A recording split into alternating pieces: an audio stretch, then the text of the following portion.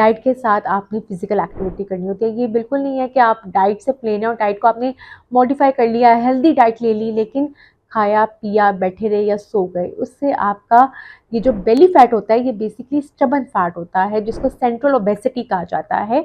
इसके लिए आपको फिजिकल एक्टिविटी करनी होती है, आपको एक्सरसाइज करनी होती है, वर्कआउट करना होता है, स्ट्रेंथ ट्रेनिंग की एक्सरसाइज करनी होती है, जिसकी वजह से आपका ये जो बेली फैट है, आप अगर एक्सरसाइज करते हैं तो उसकी वजह से आपका जो बेली फैट है वो खत्म होता है। क्योंकि बड़ा स्टबन फैट होता है, ये सिर्फ डाइट से नहीं जाता। डाइट को मॉडिफाई करके या डाइट को सिर्फ डाइट को या ग्रीन टी पीकर, ब्लैक कॉफ़ी पीकर इसको आप ख़त्म नहीं कर सकते। इसके लिए आपने फिजिकल एक्टिविटी में आपने खुद को किसी ना किसी वर्कआउट या एक्सरसाइज में आपने एंगेज करना होता है।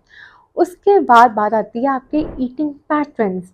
मैं हमेशा कहती हूँ कि आपने अपनी हाइट, वेट, एज के अकॉर्डिंगली अपना एक स्पेसिफिक आपने अपनी कैलोरीज काउंट करके उस कैलोरीज के अंदर रहते रहते आपने खाना होता है। उसमें भी हेल्दी ऑप्शंस लेने होते हैं।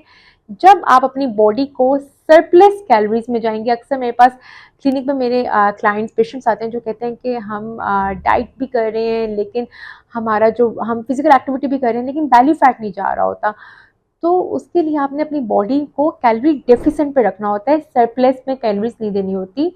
आपने फूड चॉइसेस को देखना होता है कि क्या आप जो खा रहे हैं वो हेल्दी ऑप्शंस हैं भी या नहीं।